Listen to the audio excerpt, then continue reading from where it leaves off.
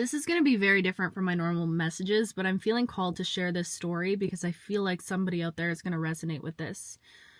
And I want to speak on illness and injury just as a whole and give my perspective on it, okay? As you guys know, I recently injured my back. I've been slowly healing from that injury, dealing with all of the things that comes with, okay? Mental things, spiritual, physical, all of it. And at first, of course, we're all human. If you're experiencing an injury or an illness, something that causes you to be very present in your body, like chronic pain, something that is always there, it can be a very mentally exhausting thing. And I want to acknowledge that first and foremost. Any illness that you're facing, even just a cold, all the way up to serious illnesses, right? It is natural for us to fall into focusing all of our energy on something that we're feeling present in our body, something that we're experiencing present. So at first, of course, I went through all the emotions. I've been very frustrated at the timing of how this has happened because I felt like I was, just sinking into a good routine when it came to my movement and going to the gym and yoga and all of these things that I feel like were just finally starting to get to a place where I feel like I had control. Okay.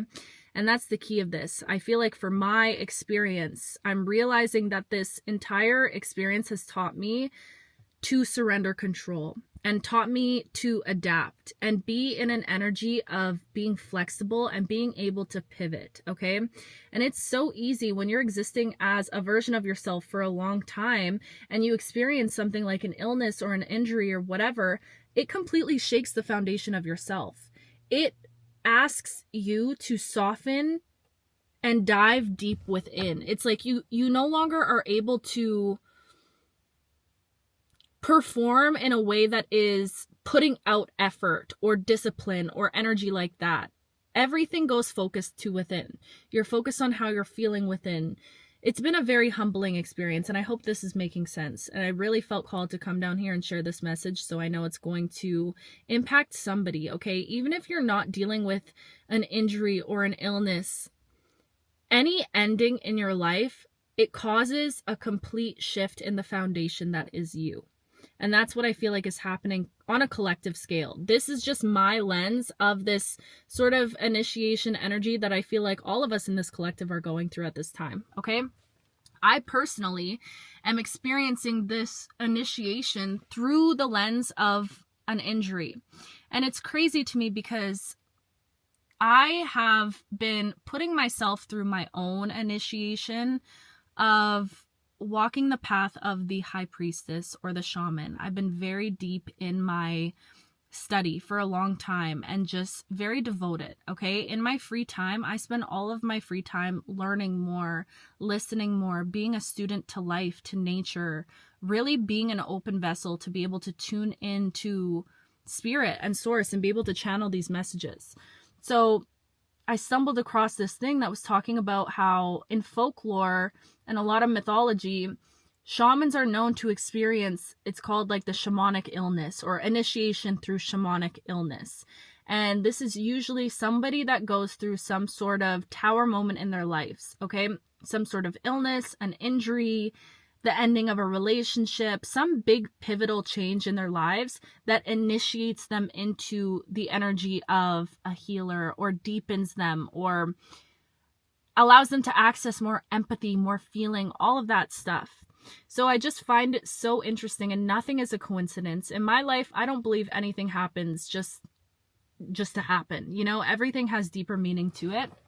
So it's interesting to me that as I dive deep on this path of shamanism and everything that I've been studying and working on behind the scenes, that I get the privilege of experiencing some sort of illness or injury in my case with my back, right?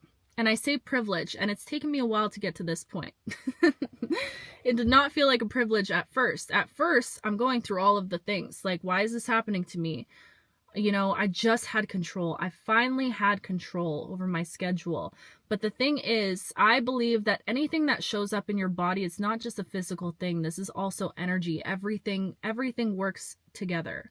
And for me personally, I have felt like I've been carrying a lot of weight on my shoulders, or a lot of weight on my back, a lot of responsibility. Me just being an older sibling in so many ways, but for example, being an older sibling, and my mom not being around, I really, really care about being that primary person to my siblings, right?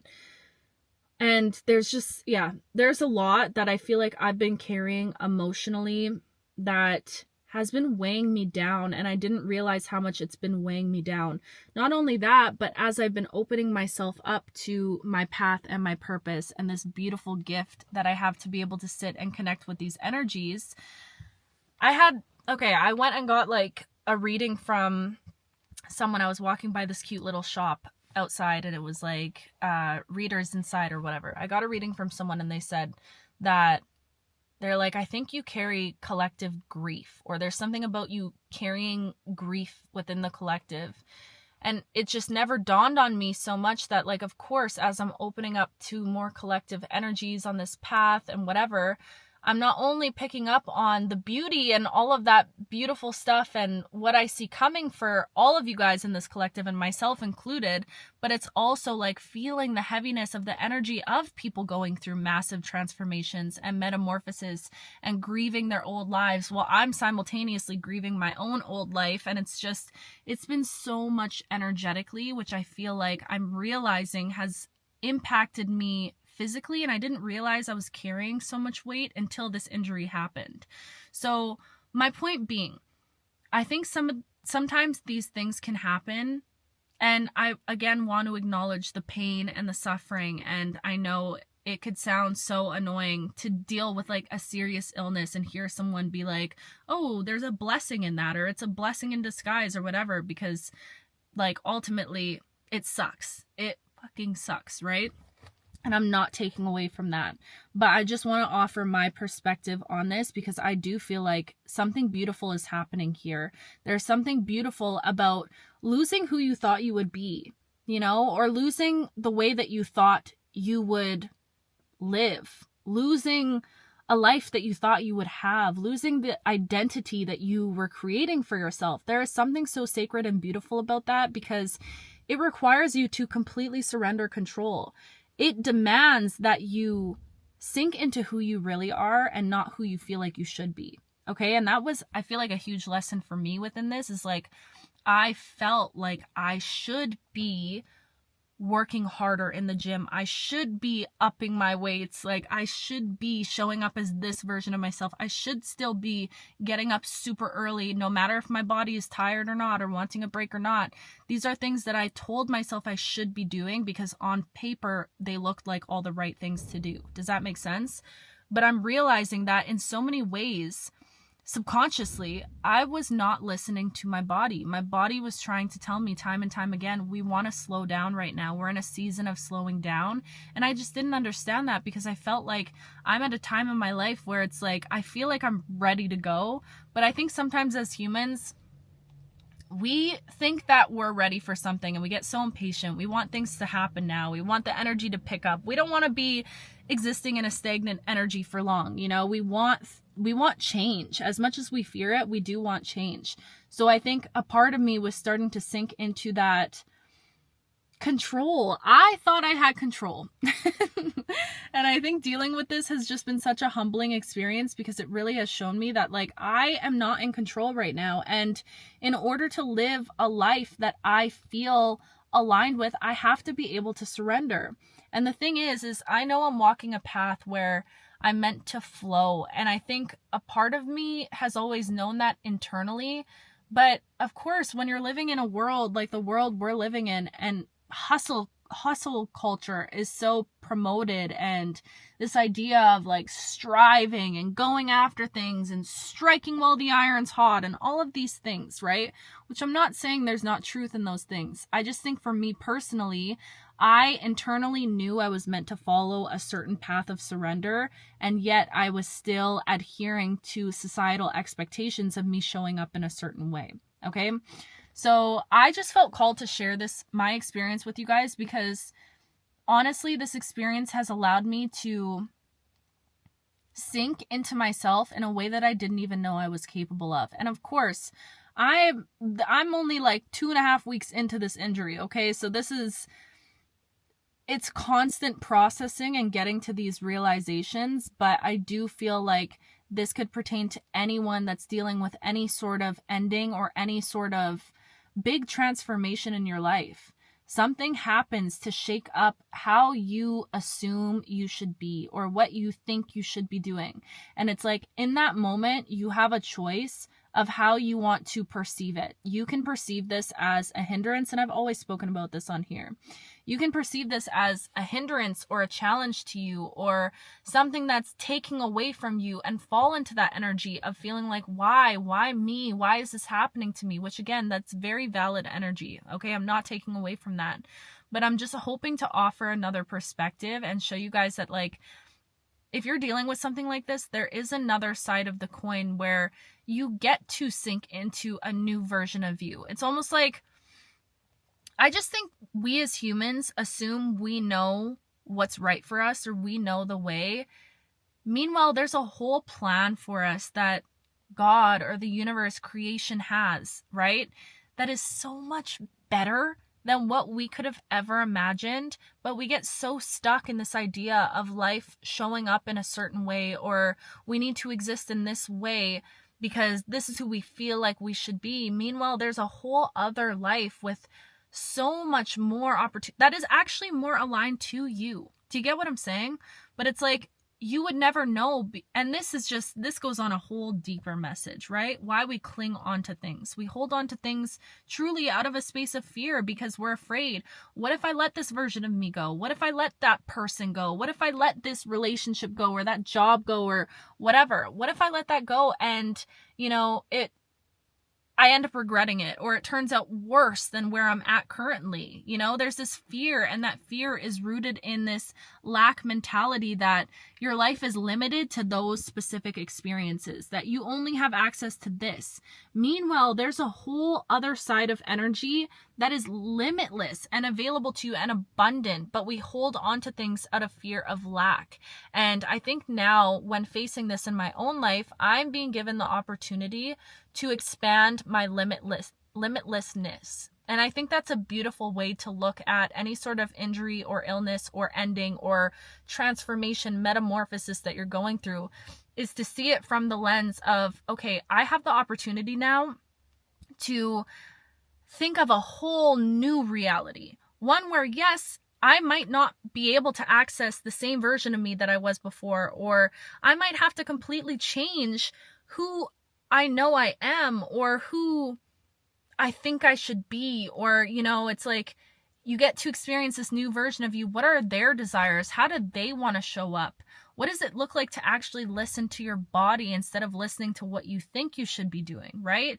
So it opens up this huge vessel and this like wellspring of infiniteness, of abundance at the end of the day, because yes, you're giving up one thing, you're surrendering one thing, one life, one way of being, one whatever, but simultaneously you're also opening up to the infinite possibilities that come with a new experience. And I think it's so beautiful to get to a point where you're able to gift yourself that perspective and say, you know what? I think two things can be true at once. And I've said this multiple times. It's like you can feel all of that grief and that pain and that anger and that frustration. And you know what? That's something that I do need to work on, because I feel like I've never been able to access anger truly. Like, yes, there's been certain times in my life where I've been angry, but I feel like I've struggled with that emotion because I just get sad. But I think anger is such a beautiful thing. And all of those things that you're feeling for grieving the life that you were once living and the identity of you that you once were, you're meant to allow those things to come up, the worries, the fears, all of those beautiful emotions. But it's like also holding space simultaneously for the fact that, whoa, this could be fun. Like, it's like, and I posted this. So if you saw my post that I wrote, shout out to you, but it's like you unlock a new character, a new version of yourself that you get to dive deep into for the first time. And you know what? I feel like this injury, it's really pushing me into this energy of vulnerability in my life where I feel like not only physically vulnerable in a lot of ways, but I don't know, it's just making me soften and open up to the idea, that's what I was saying, of, wait, I forgot it, but I wrote it down. What I wrote on my post, simultaneously holding space for both energies.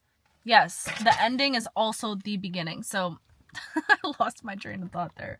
But I think if you can hold space for both of those energies, the natural grief that you're going to experience when you go through the frustration you're going to feel when you go through any change, especially if it's some sort of physical change that you're going through.